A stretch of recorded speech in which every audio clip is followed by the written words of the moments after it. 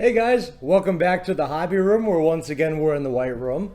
A couple things I want to talk about today. This is going to be a short video actually on tips and tricks.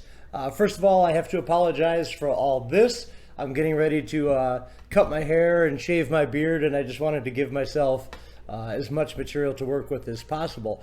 Also, I'm still trying new things. I just developed a new lighting rig, which is so intense that I hope I'm not squinting into the camera, and I'm still dealing with microphone placement so that you guys can hear me best. So again, this is all just a part of the sorting out process. So there were two projects that I wanted to touch on today, one of which I actually get a good bit of questions on, and that is how I get my servo leads to look so tidy, be it in an airplane or in a car.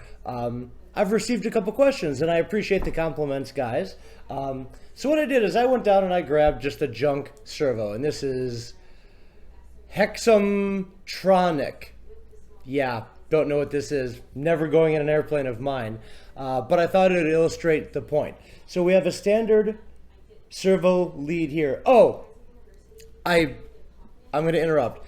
You will notice that I'm wearing a Top Gun shirt. That's because I know all you guys are at Florida Jets right now, and you know, in honor of the late Frank Tiano, the one guy who isn't there, I figured it was appropriate to wear some of his garb for this event or for this video as that event is going on. So hence the Top Gun shirt. So I digress. Back to making this servo lead look good.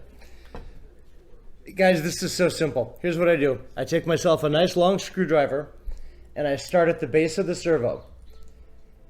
And I twist, and I keep everything flat, making sure not to overlap the lead over itself for obvious reasons, because we want this to look clean and tidy. And I'll have an example. There's a RC car sitting right here. I'll have an example of the finished product at the end of the video, or at the end of this section, because we have one more tip coming after this one. So we're going to go ahead and we're going to wrap this servo lead, and I'm wrapping it tight, not going so tight. I've got my thumb hard against the strain relief to make sure that we're not pulling the wires out of the servo. Likewise, I'm not yanking on the end. So what I'm going to do now is just take my hands and just twist that wire, make sure it's as tight as it can be. Again, without straining on the servo end or the connector end. And that's what we've got. Now, while I have that all held, I take a trusty old Bic lighter and I just get the plastic to shine a little bit. And basically what we're doing is, all you're doing is revulcanizing the rubber. We're not looking to melt anything. We're not looking to stick anything together. We just want the shielding on the wire to soften up, revulcanize, and then take a new set. And sometimes even the weight of the servo can help you as you're trying to get near the end.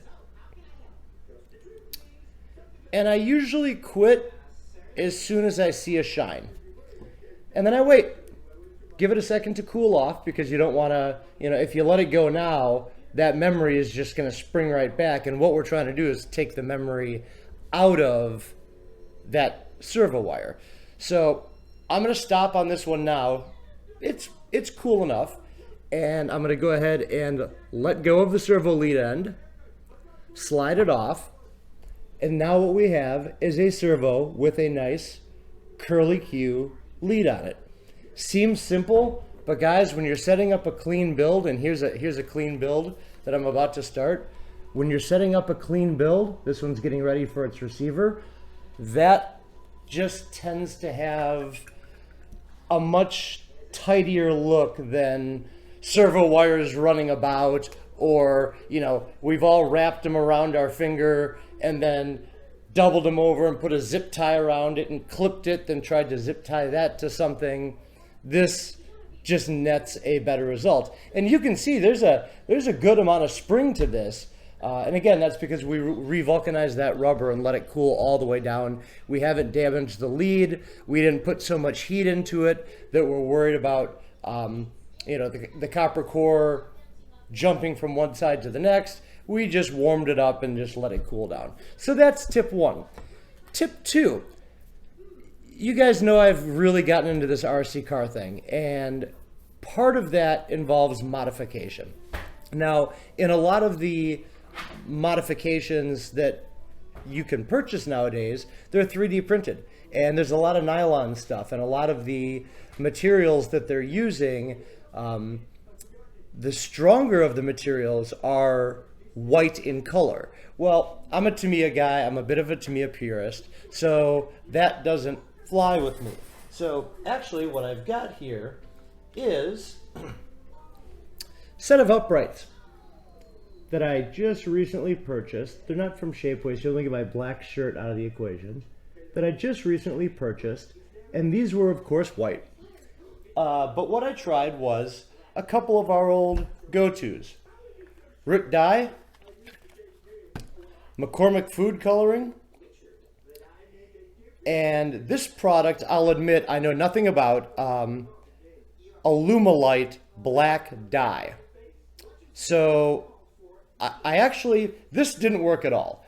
This just coagulated, and I suspect that if I had done my homework, that this might be more of an anodizing product for aluminum and not so much for plastics. So I can definitively say, if you're trying to dye white nylon, this is not your answer. Black food coloring. It works.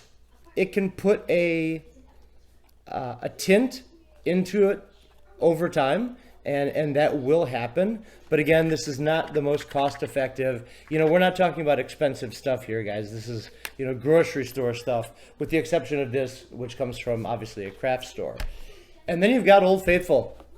Good old fashioned ritdye. You can't go wrong with this stuff. Now, the only thing that I do slightly different than other folks do, and I've dyed wheels. You'll see a million Tamiya guys out there talking about how they do their wheels to make the Top Force Evo wheels orange. And all they can get is the Vanquish wheels in white. So they take their Vanquish wheels, they use the Tangerine ritdye, and now they have their Evo wheels. I'm okay with using a pot and boiling it, but I would say go to the dollar store and buy yourself a pot that you don't cook with or eat out of.